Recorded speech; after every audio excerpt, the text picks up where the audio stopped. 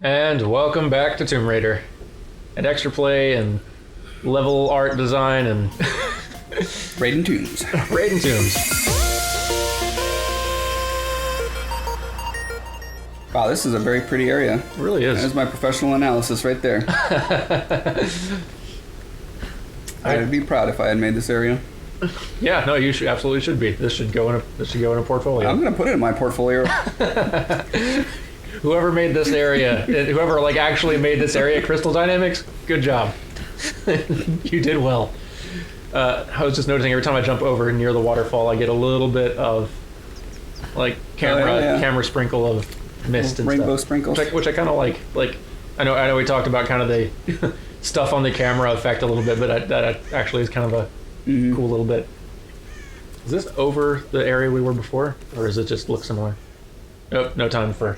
Apparently, no time this for is that. the good stuff. There we go. I can hold my liquor. Yeah, no, that mist, waterfall mist blowing in the wind, or maybe it's just clouds. I can't tell. Really looks nice out here. Yeah. So, is there? What are there any basic principles for how to effectively use motion in a levels design, like moving elements? Are there any kind of rules for that?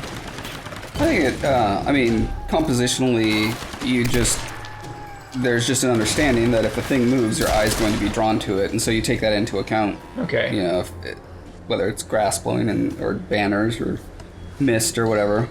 Okay, so it could be a good tool for drawing attention to something, I guess. Yeah. Okay. I mean, the tarps flapping on the side of that building, the building is kind of blending in a little bit, just because of the haze settings and stuff like that. But sure. I mean, that just clearly makes it pop. Yeah. That's where you want to go, Yep, and then you'll probably also notice the ropes, and then you know where to go. Yeah, so you're dealing with, it's kind of a fractal design thing, right? Where you want to bring the player's attention in general to an area, and then once they're in that area, the next level down, and you just continue to go down until, you're at the ammo box or, the key you need to unlock the door sort of thing. Oh God, that was close. Are you there? I'm here, Sam. Are you okay? What do they want with me, Laura? A fire ritual? This is so fucked up.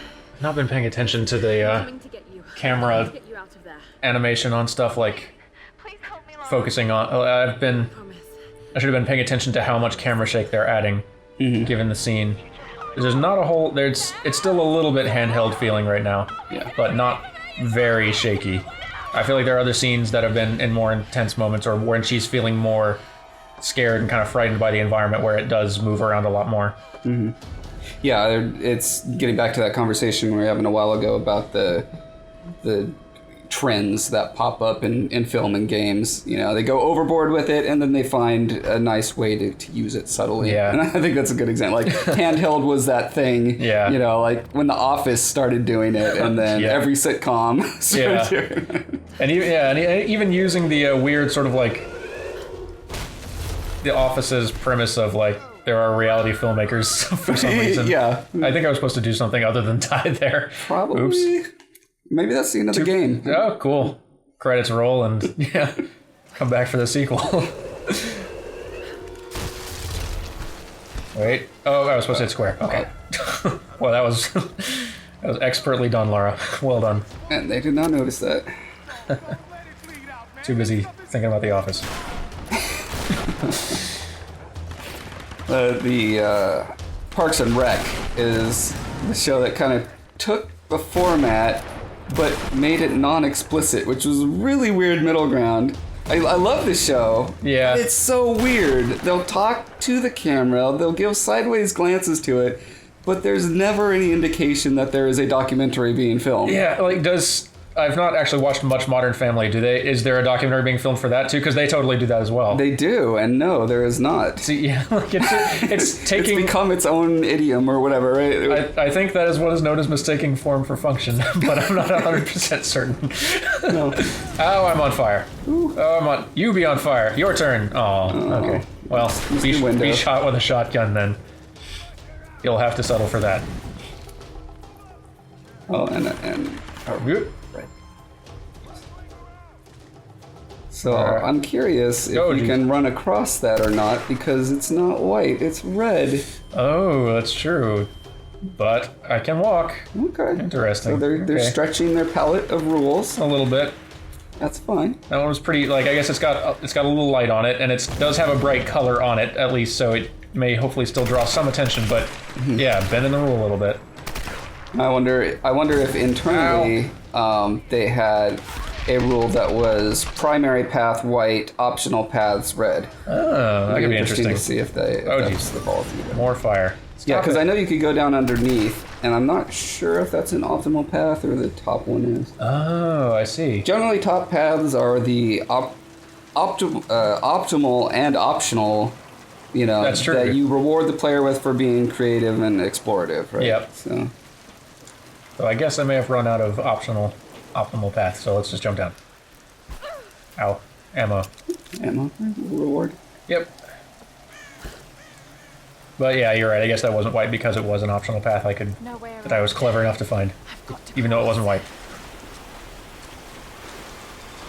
And a new walking state, which is wading through moving water, and the camera going pretty nuts now. And here we go. This isn't going to work out. Here comes another set piece. Oh my. Oh geez. Ow, that would hurt a lot. Oh my gosh. I remember dying here 100 times. Yeah, I kind of do too. Oh, but boy, this looks cool though with a rushing water effect. Oh geez, there's a propeller. Why is that still on? I think the water's pushing like a windmill or watermill. Oh, use your shotgun. Oh, there's just enough absurdity to it. Ow. There's a lady who's got her wits about her. Yep. Go Jurassic Park 2. Nice. Surely Uncharted has used this at some point too, right? Like they must have. 3 games in. If not, well, sequel's coming up. They have one more opportunity. Okay, there you go. The latest Maze Runner 2. Oh, did they? Underappreciated film franchise. Oh no! Oh, do a circle. Oh, I guess I had 2. Oh yeah, I died here several times if I recall. So beautiful. This is great. It really is. Ow. Oh, holy crap. I forgot that could happen. That'll do the trick. Laura, I'm sorry. I've not been dying a whole lot, but I did forget how many specific gruesome ways you can die in this game. Yeah, I think the proportion of quick time event deaths to actual combat has probably been 5-1 at this point. Yeah. Okay, let's see if we can do that a little better. Okay, do not touch green. Yeah, trees are dangerous. Well, this is an interesting conversation here. Yeah. You've got a binary state, which is dead and alive. Yes. However, visually, it is not binary because there's trees that have branching branches, so there's kind of this soft, mushy gray area, and you kind of have to just feel it's right. Like, okay, that didn't kill you, but there is a certain threshold at which you will die if you touch them. So this is not super easy to control or navigate. Like, this looks gorgeous, but it is kind of hard to find your path. Yeah. I think I did it though. That looks complicated to animate. So, like, if this was a core mechanic of a game, it would be a bad game, right? If it's parasail through trees, the game, then it's not doing that. Yeah, that particular thing. But because it's a 30-second segment inside of a much larger, interesting context, they can get away with fudging it here and there. Yeah, but you can still call it out and say, yeah, maybe there's a better way to handle that. You know, if they were rock spires instead of trees. Sure. Something that more clearly called out, this will kill you instantly, don't run into this. It looks nice. Several areas of movement in there. Yeah. Calling your attention. Billowing flag, hanging guy, birds flying out from the place that I'm probably trying to get to, along with a big crazy lens flare with the sun right behind the place. A strangely disproportionate tree. It's got way too much mass up there for Oh, one right here? The one the guy's hanging on, yeah. Oh, okay. Actually, it does have a lot of thickness. Is it just... Well, it's interesting. I mean, it's completely polygonal, right? There's no, like, flat planes with textured on branches. Right. So that's...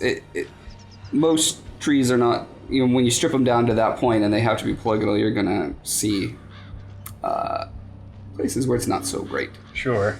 Does kind of retain a lot of thickness up top, though, that you would expect it to get a bit thinner. I don't know. Maybe it's a kind of tree I'm not super familiar with. Minor nitpick. Yeah. Look at that mountain. Oh, my God. That is yeah, like freaking gorgeous. Here we are looking at this stupid political tree. Look at this. That looks awesome. It is better than anything I've ever made in my career. No, this is so what game devs do too as well. Like when we're game devs nitpick a lot. Like we can fully appreciate that looks gorgeous and good. Kudos to the team for making that, but we will still find all the little places we'd have done something differently. Oh, you only have one arm? Is that why you couldn't hang on to that? I guess so. That's interesting. That looks, yeah. Yeah, I think you're forced down here, and you're forced because of a scripted injury. Alright, search the helicopter. Now, here's where things get really ugly for a while in this shantytown. Oh, yeah. And that's okay. You don't want everything to be at beauty level 10 all the time. Yeah, like it does help you to appreciate the gorgeous moments all the more when they're kind of interspersed with a... Like, when you find something that looks pretty and serene in, like, a Dark Souls or Bloodborne, any one of those From Software games, it really feels gorgeous and pretty because you've not seen anything pretty in a long time. Yeah. You're just happy for any source of light or beauty. Yeah, certainly being down in green muck full of corpses with dangerous men talking above you. Yeah. That's pretty good contrast there. We were just looking at that incredible vista, and now we're down here, and it's gross. Yeah, it is. But there's light and enemies, so some good, some bad.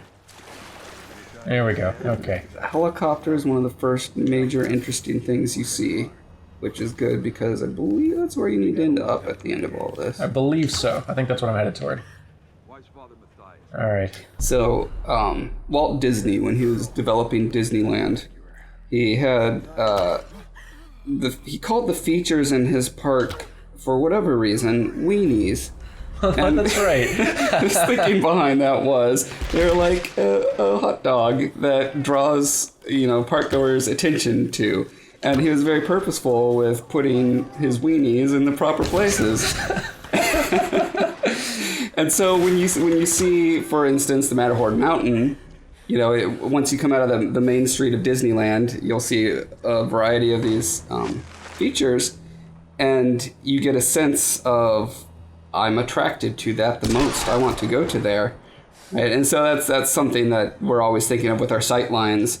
Whenever we have an opportunity, like you're coming out of an enclosed space or a hallway or a door, what is the first thing that the player sees, and is that the right thing that they're seeing? And so a lot of that goes to how you lay out the level, your lighting, and all that kind of stuff. That makes sense. What is the term? Is weenie still the common terminology, or have we come up with something else? Getting back to how the industry still has not formalized its lingo, I think for the most part we stick with landmarks. That works pretty well. Landmarks, that's better. So actually, I hadn't even thought of that. Like, Disney park design seems like something that would be an incredible resource for education in terms of level design. Yeah, I love theme parks. I love deconstructing them as I'm experiencing them. Because they are masters of that craft. Mm-hmm. The Walt Disney World parks are just, in terms of creating an experience where they try to control that, how you experience it in every possible way, and even down to the sort of smells that you will smell as you progress through the park. Mm-hmm. It's really incredible. Yeah, it's interesting because it's such a sub niche of a medium. Theme park design. There's environment design, and there's environmental architecture and landscape architecture. There's all these, variety of pretty robust fields out there that are used all over the place. But theme park design is so it's just a subset of a subset of a subset. Yeah. But yeah, it's very directly relatable to game design. Absolutely. I wish Disney somehow could have been alive long enough to, like, I would have loved to see the kind of game he would make, because I get the sense he'd have really gravitated toward this sort of thing. Huh. Given how, That's an interesting thought. He was way into animation at first, but he was always, like, in developing the Disney company, they branched on to filming live action stuff, and he was always looking for ways to create experiences. Like, Fantasia is the third movie they made, and it was one which they had to, like, he wanted to create an entirely new experience that was like going to the symphony. They had to develop an entirely new kind of sound system for theaters to actually screen it properly. Like, the guy was all about crafting experiences, and then he went on to make theme parks, like ones that are still some of the best in the world. Well, it's interesting because you look at that trajectory, and it goes from theme parks to where he wanted to actually create a society. Yeah. Right? He wanted to make Disney World the perfect, white man's society, or however you would view that. But I do wonder, maybe the arc of Disney's, like, over a long-term career actually would eventually have turned into supervillainy. I'm not sure. But yeah, I mean, it all goes back to the idea of having this idea of an experience that you want, people to have, and what are the best tools for accomplishing that, and really utilizing everything at your disposal. Because, I mean, theme parks existed before Disneyland, as far as, places that had rides and concessions and all that kind of stuff. But yeah, he really was the first to kind of milk an art form out of it, and think about all those elements, like you were talking about, like smells and sights and landmarks and that kind of thing. Yeah, even the trash cans are themed based on the area. Mm-hmm. Like, you're just and they intentionally build big landmarks and walls and stuff to obscure any sort of view of what's outside the park. Yeah. At they don't want you seeing some other, like, parking lot, or just some other, like, the Hilton or some other thing from inside the park, because that breaks the illusion. So they will build, like, all these big, huge, like, murals and big, like, fake mountains and cool themed stuff that just keeps you inside the illusion. It's really cool. I bet there's probably some cool books or, like, documentaries about that sort of thing. I should look. There those are up. Actually. There's a really interesting documentary about Disneyland and its construction and such. I need to find that, because that sounds fascinating. Long story. I can see the town from here. Are you near that large gate? I'm heading towards... One of the interesting divergences between theme parks and video game, environment design is theme parks have to be devised in such a way that no one can get hurt or do anything weird or dangerous. So there are so many limitations that... I think I'm supposed to do something specific here. I think the not being shot in the face. That's what I thought. Yeah, but it was the trick. Wasn't working. It went all slow motion, like, and I have a fire arrow. Like, clearly I'm supposed to shoot something. Where is it? Is there a barrel near there? What's going on? I'll shoot you with fire, I guess. I feel like this is the part where you just have to kill 100 guys. It might you gotta, be. Like, run from building to building, and they hunt you down. That's fair enough. I may be overthinking this. Oh, it's like explosive. Oh, geez. What have I done? Very good, very good. Cool. I'm so good at arrows. All right. Oh, geez. You're right. Yeah, I think I need to just kind of keep moving. Oh, did these walls destroy? I feel like they might. They might. Yeah, I may not be able to stay here for long. Ow. Certainly Fire. I have other stuff that's not this. Maybe I should use my other guns. Come on, sir. There you go.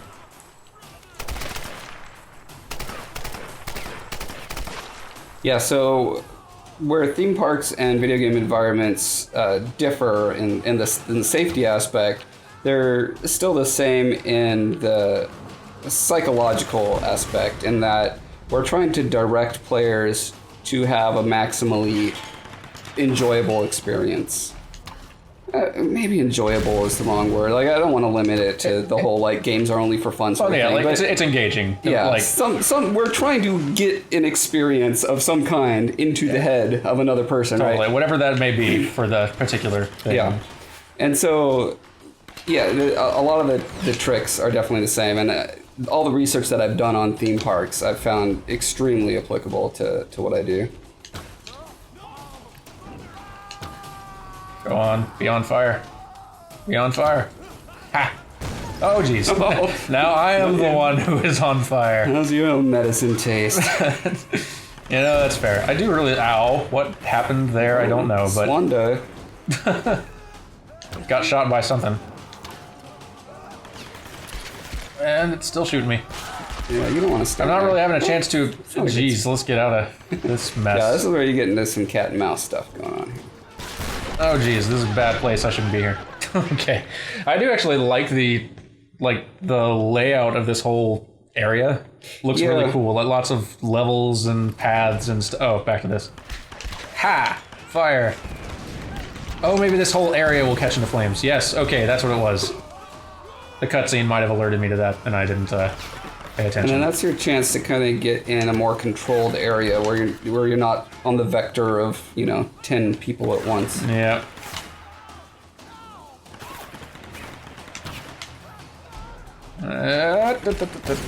This has always been, to me, the best moments of this genre, this third-person, waist-high shooter McDeely, is the time where you have to tactically approach an area and experiment and play and be like, okay, what's the best room to be in at this point? And now what's the best room to be in at this point? Positioning, like puzzle a little bit, like exactly. It definitely can get yourself into a good and bad positions where they can flank you. Yeah. And in a big open area like this, that really looks almost like a multiplayer map almost. Yeah, it just lends itself to a lot of creative positioning. Too late. Oh no, I got him. Cool. Ah. No, stop it. Don't do that. Trying to get through this area and continue. We're live on YouTube.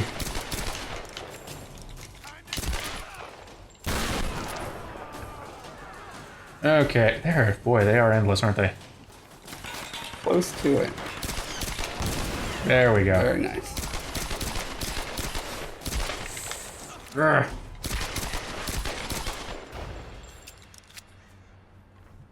Okay. Ah, nice. Okay, switch between fire and silent arrows. I like it. Yeah, but like this, especially now that I can actually look at it, this whole scene is quite cool. Yeah. The fire, building on fire in the back as well. So they've got the pre-existing pagodas that are kind of cladded over, kludged onto with all the flotsam and jetsam. So, alright, so technically you may be able to inform me on something like this. I expect that they are doing some pretty heavy cheating to have like these environments, this environment stuff in the far distance that looks as detailed as it is, but is, I'm sure, nowhere near as detailed as the stuff that's close to me. Like, yeah. What is the technical cheat for being able to achieve that sort of fakery? Well, in general, it's the LOD, which stands for level of detail. So a prop like that pagoda up there is built 3 or 4 times. One in super high detail, and then they will lower the polygon count and the textures, the draw calls, all the various elements that tax your CPU. And then it's just a matter of setting the distance on it. So the closer you get to it, the more it changes to the higher res version.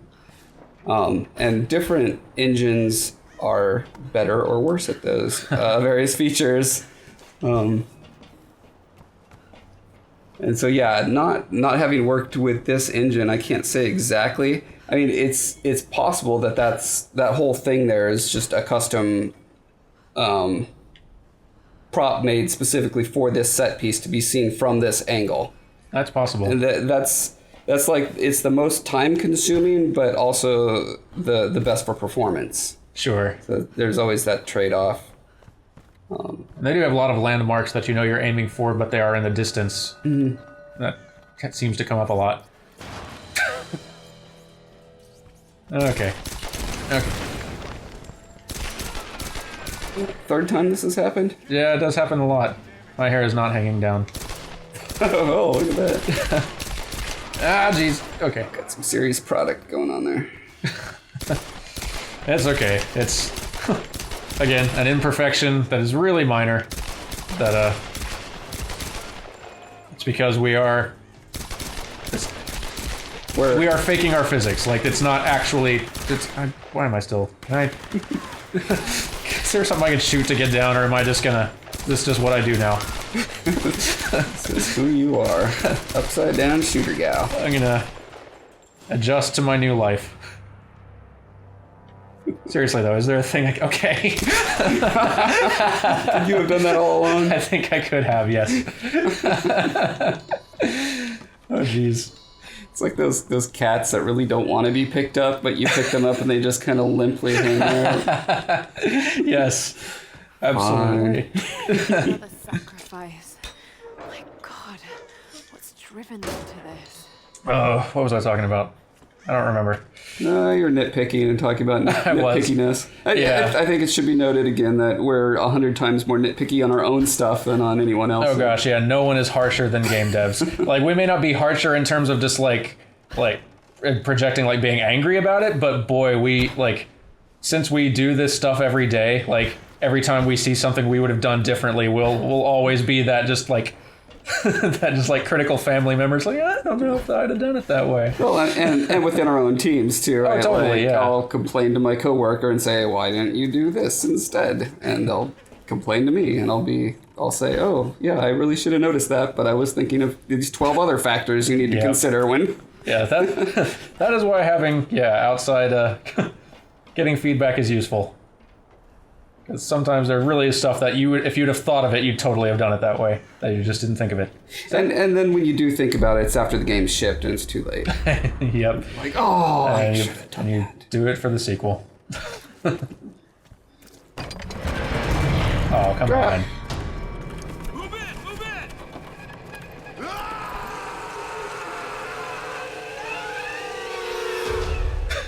in! There's something comical about it. I can't put my finger on what, but there is It's something. the overshooting. Get her! Oh, eventually. Or just the, like... Again, it's so over the top that it feels Mad Maxy again. Like, this feels like a bunch of war boys, like, yeah! Like... Feels like there would be a guy riding on a car, like, with an electric guitar playing. Just because we don't care if it's realistic, it's... Just looks awesome. Yeah. Oh, jeez. You're resilient. Yeah, it's got some, resilient legs. Oh, geez, someone's behind me. Where? Oh, no, they're in front of me? Where is everybody? Up on the rooftop. Oh, there's a guy right there. And there. And blow up. And you. Leave me alone.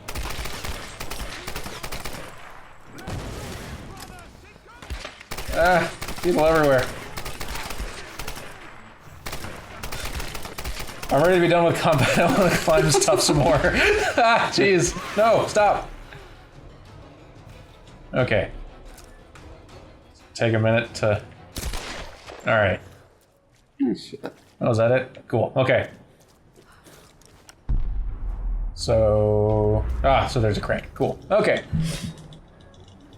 We have survived the big shantytown look. Oh. Wait. Oh, I need to set a thing on fire. Cool. Okay. I've got my arrows specifically for this task. And you break. Yeah. It is very Metroidy, actually. Like, new abilities opening up new ways to interact very specifically with new objects. Yeah, it's going to be interesting if, as an industry, we abandon that for the cause of plausibility and reality. You know, are we going to try to match our visuals, or are we always going to stick with this gamey thing? I have a feeling there will always be Metroidvania mechanic. mechanical games, but is it always going to be the AAA, or is the AAA going to abandon that for something else to be more realistic? That is true. All right, this seems like a good place to call it. We will come back with another episode, hopefully with a little less combat and a little more climbing around or something, just for some something different. But anyway, we'll be back with more of this next time.